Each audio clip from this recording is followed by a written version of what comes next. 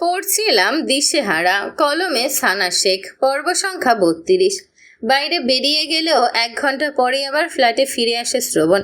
বাইরে আজ মন টিকছে না, কেমন ছটফট ছটফট লাগছে। রুমে এসে চেঞ্জ করে নেয়। শীষ বাজাতে বাজাতে রুম থেকে বেরিয়ে রান্নাঘরে আসে।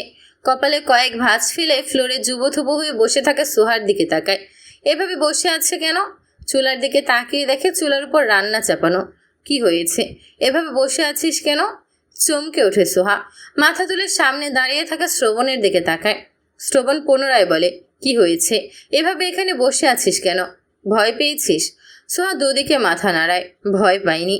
শ্রবণ ভালোভাবে খেয়াল করে দেখে সোহার হাত সহ পুরো শরীর থরথর করে কাঁপছে।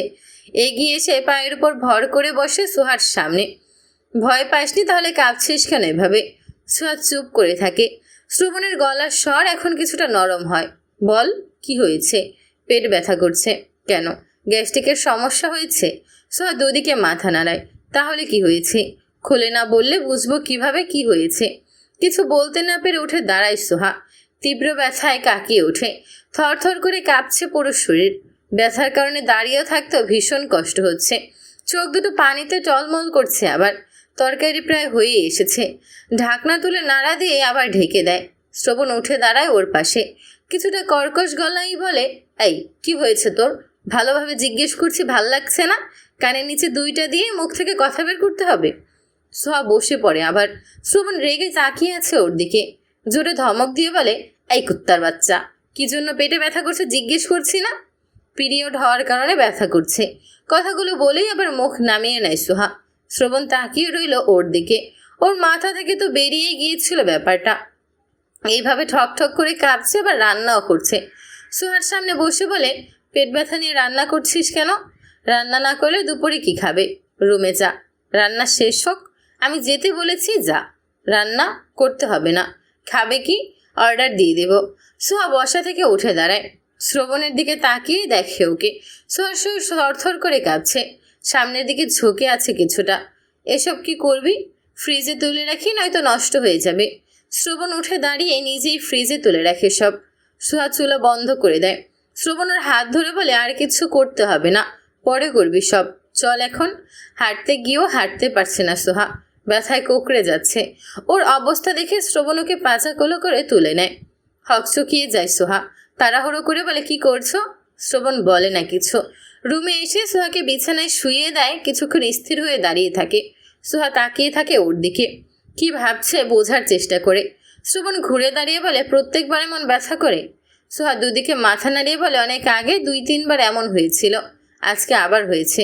ঠিক হবে কি করলে? আম্মু কি যেন একটা ওষুধ এনে দিয়েছিল, নাম কি মনে নেই।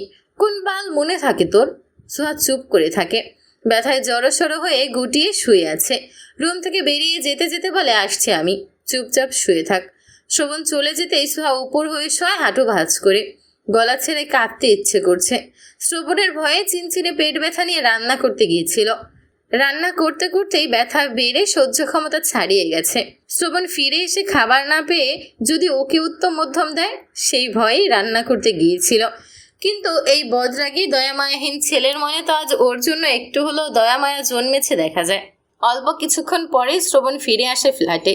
গ্লাসে পানি ঢেলে একটা ট্যাবলেট বের করে বিছানার পাশে দাঁড়িয়ে বলে, উঠে এটা খা, ব্যথা ঠিক হয়ে যাবে। সোহা সোজা হয়ে উঠে বসে। দ্রুত ট্যাবলেটটা খেয়ে আবার শুয়ে পড়ে। শ্রবণ গ্লাসটা রেখে রুম থেকে বের হতে হতে বিড়বিড় করে বলে, মেয়ে মানুষ জীবনে রাখা অনেক ঝামেলা আর প্যারা। পুরুষ মানুষ কেন বিয়ে করতে পাগল হয় বুঝি না। সন্ধ্যার পরপর চৌধুরী বাড়ির কলিং বেল বেজে ওঠে। মেয়েড এগিয়ে এসে দরজা খুলে দিয়ে অবাক হয়ে তাকিয়ে থাকে।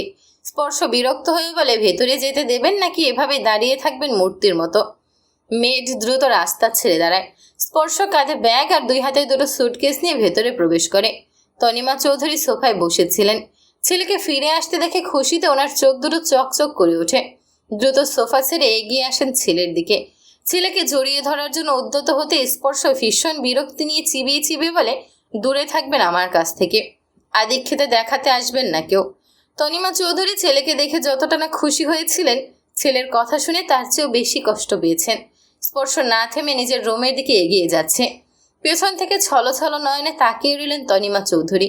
সিয়াম সিঁড়ি বেয়ে নিচে নামার সময় মেঝো ভাইকে দেখে খুশি হয়ে যায়।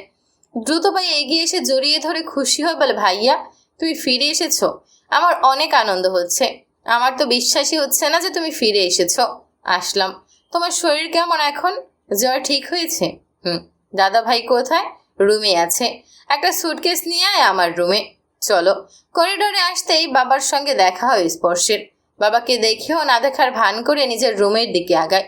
শামীম রেজা চৌধুরী ছেলেকে পিছু ডেকে এগিয়ে আসতে আসতে বলেন, কেমন আছো স্পর্শ? স্পর্শ উত্তর দেয় না। দ্রুত পায়ে নিজের রুমের ভেতরে ঢুকে যায়। সিয়াম ভেতরে প্রবেশ করতেই দরজা লাগিয়ে দেয় ভেতর থেকে। শামীম রেজা চৌধুরী বন্ধ দরজার দিকে তাকিয়ে রইলেন। একদম বড় ভাইয়ের মতো হয়ে গেছে। উনি তো ভেবেছিলেন ওনার এই ছেলেটা ভদ্র, কিন্তু এখন তো দেখা যাচ্ছে বড় ছেলের মতোই অভদ্র হয়েছে। হোস্টেলে ভার্সিটিতে কতবার গিয়েছেন হিসেব নেই। স্পর্শ একবারও কথা বলেনি, বরং ইগনোর করেছে সব সময়। স্বভাব চরিত্র একদম বড় ভাইয়ের মতো হয়ে যাচ্ছে দিন দিন। এখন রাগের মাথায় বড় ভাইয়ের মতো বাপের গায়ে হাত না তুললেই হয়। নিচে নেমে আসতে স্ত্রীকে দেখতে পান সিঁড়ির দিকে তাকিয়ে থাকতে। কাছে এগিয়ে এসে বলেন, এভাবে সিঁড়ির দিকে তাকিয়ে কি দেখছ? স্পর্শ কথা বলেছে তোমার সঙ্গে? তনিমা চৌধুরীর চোখ দুটো পানিতে টইটুম্বর হয়ে গেছে। কম্বিত স্বরে বলেন, কথা তো বলেছে, তবে কি? ওর কাছ থেকে দূরে থাকতে বলেছে, আদিক্ষেতা দেখাতে নিষেধ করেছে। আমার ছেলেটা কেন এমন হয়ে গেল? সব তোমার বড় ছেলের দোষ। ওর জন্যই এত অশান্তি সৃষ্টি হয়েছে এই বাড়িতে। তোমার বড় ছেলে আমার ছেলেকে কেড়ে নিয়েছে আমার কাছ থেকে।